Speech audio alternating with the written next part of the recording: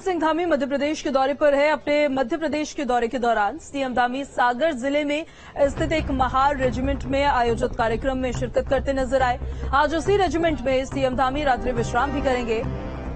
आपको बता दें कि सीएम धामी के पिता शेर सिंह इसी महार रेजिमेंट में तैनात थे, जिस कार्यक्रम में उन्होंने शिरकत की है। तो उसी दौरान की आपको तस्वीरें दिखा रहे हैं जब सीएम पुष्कर सिंह धामी मध्य प्रदेश के दौरे के दरमियान महार रेजिमेंट में आयोजित एक कार्यक्रम में शामिल होने के लिए पहुंचे थे। इसी रेजिमेंट में सीएम धामी आज रात्रि विश्राम भी करेंगे। दरअसल सीएम धामी के पिता शेर सिंह भी इसी महार रेजिमेंट में तैनात थे। और देहरादून से बड़ी खबर है, सीएम धामी ने राजदूतों के साथ बैठक की। इंडियन एम्बेसडर्स और हाई कमिश्नर्स के साथ ये बैठक हुई। कई अहम मुद्दों पर सीएम धामी ने बैठक की है। देहरादून स्थित सीएम आवास पर यह बैठक हुई थी और देहरादून स्थित आवास पर सीएम धामी ने भारतीय राजदूतों और हाई कमिश्नर्स के साथ अहम बैठक की। बैठक में प्रदेश में पर्यटन समेत विकास के कई अहम मुद्दों पर चर्चा की गई है। तो ये तस्वीरें उसी बैठक के हम आपको दिखा रहे हैं। सीएम धामी की अध्यक्षता में ये बैठक हुई थी। सीएम धामी ने राजदूतों के साथ जो बैठक की, कई अहम मुद्दों पर चर्चा की। इंडियन एम्बेसडर्स और हाई कमिश्नर्स इस बैठक में मौजूद थे। कई अहम मुद्दों पर सीएम धामी की ये बैठक हुई, जिसमें चर्चा की गई। 7 देशों के राजदूत आए थे। उनके साथ यहाँ पर हम लोगों ने विभिन्न मुद्दों पर बातचीत की है कि उत्तराखंड राज्य के साथ किस प्रकार से वो समन्वय कर सकते हैं, किस प्रकार से हमारे यहाँ की कृषि, पर्यटन, ऊर्जा, तमाम शिक्षा, चिकित्सा व्यवस्था, उन सभी को, और जो 1 डिस्ट्रिक्ट 2 प्रोडक्ट हमारी योजना है, उस योजना को कैसे प्रमोट कर सकते हैं, उन सब पर चर्चा हुई है। बीजेपी राष्ट्रीय महामंत्री ने प्रेस वार्ता की। कैलाश विजयवर्गीय ने प्रेस वार्ता की है। 4 दिन के दौरे के बाद प्रेस वार्ता की गई है और अपने दौरे की रिपोर्ट राष्ट्रीय अध्यक्ष को दूंगा कहा है। प्रदेश के गरीबों को योजनाओं का लाभ मिल रहा है। पीसी के दौरान उन्होंने ये बात कही, केंद्र सरकार की योजनाओं का लाभ हर गरीब तक पहुंच रहा है। तो बीजेपी राष्ट्रीय महामंत्री ने प्रेस कॉन्फ्रेंस की है। कैलाश विजयवर्गीय की इस प्रेस कॉन्फ्रेंस में 4 दिन के दौरे के बाद प्रेस वार्ता उन्होंने की और अपने इस दौरे की रिपोर्ट राष्ट्रीय अध्यक्ष को वो देंगे। उनकी तरफ से कहा गया है प्रदेश के गरीबों को योजनाओं का लाभ मिल रहा है। जो योजनाएं, परियोजनाएं प्रदेश में चलाई जा रही है, उसका लाभ हर गरीब तक पहुंच रहा है, उन्होंने कहा। उत्तराखंड एक ऐसा प्रदेश है, छोटा तो है ही, पर माननीय प्रधानमंत्री जी के लिए बड़ा लवली प्रदेश है। प्रधानमंत्री जी इस प्रदेश को बहुत प्यार करते हैं और इसीलिए कल से मैं देख रहा था कि प्रधानमंत्री का इस प्रदेश के प्रति इतना अनुराग है कि जितनी बार वो उत्तराखंड आते हैं उतनी बार किसी उत्तर प्रदेश में नहीं आते। संगठन के विस्तार के लिए आए हैं। सरकार जो चल रही है, सरकार कैसे चल रही है उसको देखा, सरकार और संगठन के बीच में तालमेल है वो देखा, और एक छोटी सी रिपोर्ट बनाकर नड्डा जी को सौंप देंगे। तो इसी काम के लिए आए।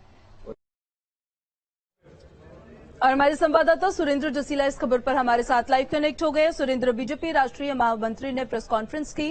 प्रेस कॉन्फ्रेंस कर कहा कि अपनी इस रिपोर्ट को अध्यक्ष को सौंपूंगा। किस तरह की ये रिपोर्ट हो सकती है, और आज जो उन्होंने प्रेस कॉन्फ्रेंस की है उसकी भी बड़ी बातें बताइएगा। देखिए, बीजेपी के संगठन में केंद्रीय 8 राष्ट्रीय महामंत्री हैं, जिनमें से कैलाश विजयवर्गीय एक हैं, और तमाम चुनावों से पहले और पार्टी की तैयारियों के लिए वो अलग अलग राज्यों का दौरा करते हैं। 4 दिवसीय उनका दौरा था और उन्होंने इसमें तमाम जगह पर, चाहे हल्द्वानी हो, कुमाऊं जोन की बैठक हो, हरिद्वार में तराई की बैठकें हों, या फिर देहरादून में राजधानी से संबंधित बैठकें हों, सभी बैठकों में भाग लिया, सबका फीडबैक लिया। उनका ये कहना था संगठन और सरकार के बीच समन्वय कैसा है, राज्य सरकार की योजनाएं कैसे लोगों तक पहुंचाई जा रही हैं, केंद्र की योजनाओं को कैसे आगे बढ़ाया जा रहा है, 2024 के लिए हमारी तैयारी कैसी चल रही है। इन तमाम मुद्दों पर जो काम चल रहा है उस पर फीडबैक उन्होंने लिया है। संगठन के नेता हों, प्रदेश के नेता हों, जिले के नेता हों, बूथ लेवल के नेता हों, या फिर मंत्रिमंडल के सदस्य हों, सांसद हों, मुख्यमंत्री हों, सबका फीडबैक उन्होंने लिया है और इसी की रिपोर्ट वो हाईकमान को देंगे, क्योंकि बीजेपी किसी भी चुनाव से बहुत पहले अपनी तैयारियां शुरू कर देती है। तो 2024 के लोकसभा चुनाव से पहले यह संगठन की बड़ी तैयारी के तौर पर उनके इस दौरे को देखा जा सकता है।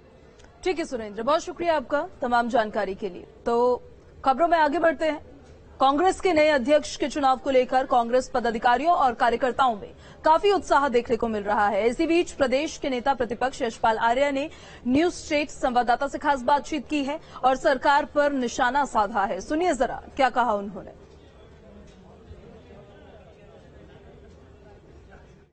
देखिए, कानून व्यवस्था तो पूरी तरह ध्वस्त हो चुकी है। कानून व्यवस्था नाम की चीज ही नहीं रही है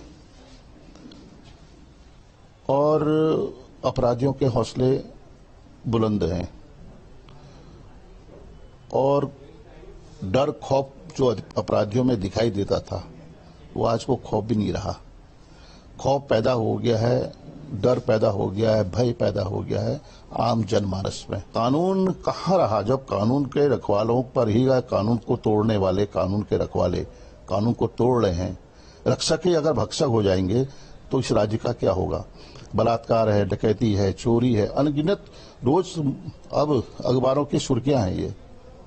तो ये प्रदेश में या तो सरकार अपराधियों के आगे या बेबस दिख रही है, बेबस हो चुकी है। नेता प्रतिपक्ष यशपाल आर्य का कहना है कि प्रदेश में अपराध कानून व्यवस्था की हालत खराब है। पुलिस जिस तरह से कार्रवाई दिखनी चाहिए वो नहीं दिख रही और सरकार अपराधियों को संरक्षण दे रही है, ऐसा लगता है। वीडियो जर्नलिस्ट सोनी कुमार के साथ सुरेंद्र डसीला, न्यूज स्टेट, देहरादून। नेताजी की अस्थियां आज गंगा जी में प्रवाहित कर दी गई। अखिलेश यादव ने हरिद्वार के नमामि घाट पर मुलायम सिंह यादव की अस्थियां विसर्जित की है। हरिद्वार में पूरव यादव परिवार मौजूद था। एक रिपोर्ट आपको दिखाते हैं। हरिद्वार की चंडी घाट पर उमड़ी ये भीड़ नेताजी के अस्थि विसर्जन के दौरान की है। सैपई से अस्थि लेकर आए अखिलेश यादव ने गंगा जी के तट पर पहले पूजा पाठ किया, फिर अस्थियां विसर्जित की। नेताजी की अस्थियां विसर्जित करने के लिए अखिलेश यादव के साथ पूरा यादव परिवार हरिद्वार पहुंचा था। नेताजी और अखिलेश यादव के समर्थक भी पहुंचे थे। पूरे यादव परिवार ने अस्थि विसर्जन के बाद गंगा जी में स्नान किया और नेताजी की आत्मा की शांति की कामना की। जिस परिवार को नेताजी ने एक पौधे की तरह से सींचा, पाला पोसा और इस मुकाम तक पहुंचाया कि हर कोई आज अपने मन मुताबिक फैसले लेने लायक बना, वो परिवार नेताजी की अस्थियों के विसर्जन के लिए एक साथ नजर आया। नेताजी अपने परिवार में इसी दृश्य को देखना चाहते थे जो आज उनके इस दुनिया से चले जाने के बाद हम सभी ने देखा। Team news state. Ankita Bhandari के पिता वीरेंद्र भंडारी ने अंकिता हत्याकांड की जांच अब सीबीआई से करवाने की मांग की है।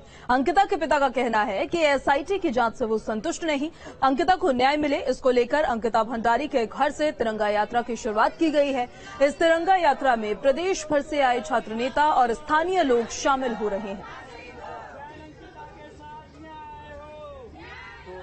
छात्र संघ के जो छात्र हैं इन्होंने मुझे पूरा सहयोग दिया है और मैं इन्हें ये कहना चाहता हूँ कि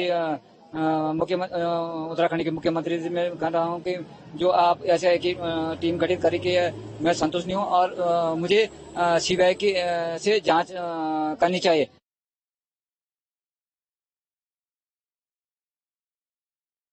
हमारी बस सरकार से अगर सच में हो तुम धाकड़ धामी तो सीबीआई में भर दो हामी। हमारी बस यही एक अपील है उत्तराखंड के मुख्यमंत्री से।